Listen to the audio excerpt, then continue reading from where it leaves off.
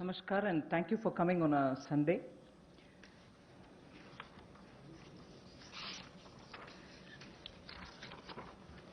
Today marks the last of the tranches of announcement subsequent to Prime Minister's address to the nation. In fact, I'd like to start by quoting Prime Minister's some words of Prime Minister's speech that day, because what I'm planning to say today is very much pegged to that aspect of his speech. And I quote, "As a nation today, we stand at a very crucial juncture." He spoke in Hindi, and a version of it in English has been translated. I'm using that. As a nation, we stand at a very crucial juncture. Such a big disaster is a signal for India. It has brought a message and an opportunity, unquote. He also used the expression crisis and an opportunity. That again leads to me to refer to his expression that we need now to build an Atmanirbhar Bharat. So, laying the foundation for what I want to say today, a little again quote from the Prime Minister, quote, "In order to prove the resolve of a self-reliant India, land, labor, liquidity and laws all have been emphasized in this package." So, a message from the pandemic, the challenges that it throws, the crisis and the challenge, and also looking at a self-reliant Bharat, an India which is going to be strong enough to meet the global challenges, but primarily looking at land, labor, liquidity and laws to bring that strength back to India and build a Atmanirbhar India. So, in the last 4 days of announcements, particularly the last 2 days, have had several reforms addressing the land, labor, liquidity and the laws. Today, we will be continuing in that series. PM also had said, "Jaan hai to jahan hai." Soon after announcing the lockdown, we had come with the PM Garib Kalyan package in order to immediately reach out to those who wanted food, who need food. We were not doing a favor to them, it was our duty. So we quickly went in to give next 3 months the requirement of grains as per the PDS, plus free grains also, because we didn't want them to scout for money to go and search for grains.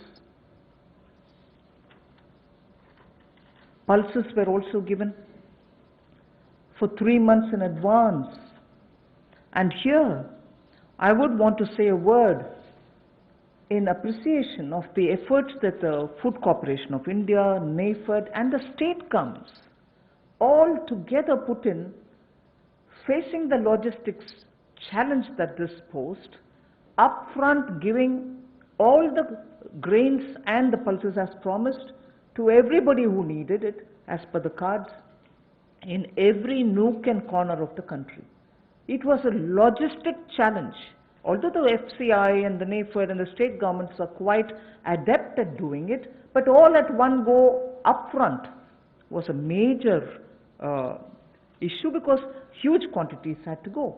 But notwithstanding the lockdown, I again want to say the FCI, the NAFED and the state governments all came into the picture, made sure that the quantity of grains were lifted and gave them the workers who couldn't travel back, who actually could procure the grains from their cards. But there were also workers who couldn't go back to their homes, who stayed in the camps, because PM had very clearly said early, in one of his early messages, stay where you are. And state governments ensured that they prepared meal, NGOs participated in this, charitable organizations also made sure that these workers who are not able to go back home are attended to. Many employers also kept their workers in their own premises and gave them food and place to be. The PM Garib Kalyan used the technology available and therefore was able to do direct benefit transfer of cash for the various categories.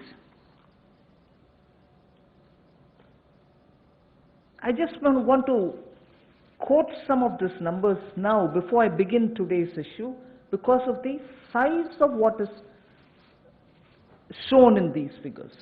The number of people to whom directly to their accounts money could reach because technology, direct benefit transfer technology, was in time adopted and implemented with such missionary zeal over the last 4 years. Otherwise, this wouldn't have been possible at all.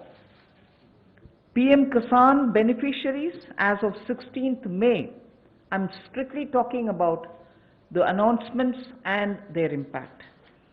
One-time transfer of 2,000 crores, 2,000 rupees each has reached 8.19 crore farmers.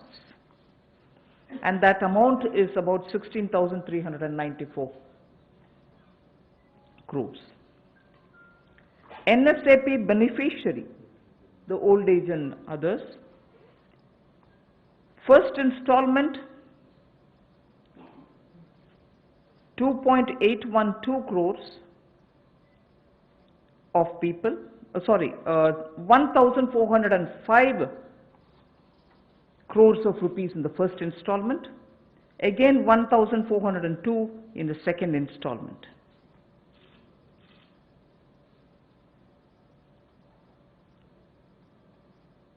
The target was to give away 3,000 crores, and that's almost nearly achieved.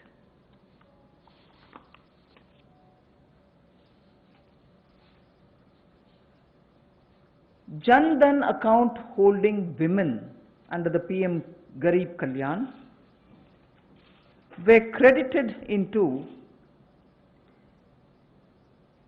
20 crore people's accounts, and that amounts to 10,025 crores of rupees.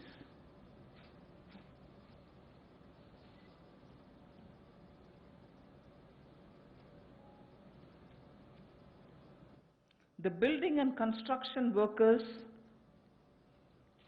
received their financial support amounting to 3,950.35 crores, and their number, the building and construction workers' number, is 2.20 crores. Imagine each one of these numbers and their implication in terms of size. And all of them received the money directly into their accounts purely because DBT was possible. 6.81 Ujjwala Yojana cylinders have reached the beneficiaries, and they were free cylinders because we had promised up to 3 cylinders in those 3 months. To over 12 lakhs of EPFO members have benefited by the online withdrawal of non-refundable advance, and that amounts to 3,660 crores. So I can further go with the numbers, but just to highlight what the technology-driven DBT has given us at a time of emergency, a pandemic. And that is something which I want to draw your attention to. We immediately responded by giving food grains, cooking gas, cash where it was required, and immediately, that is. And most of them were front-loaded also.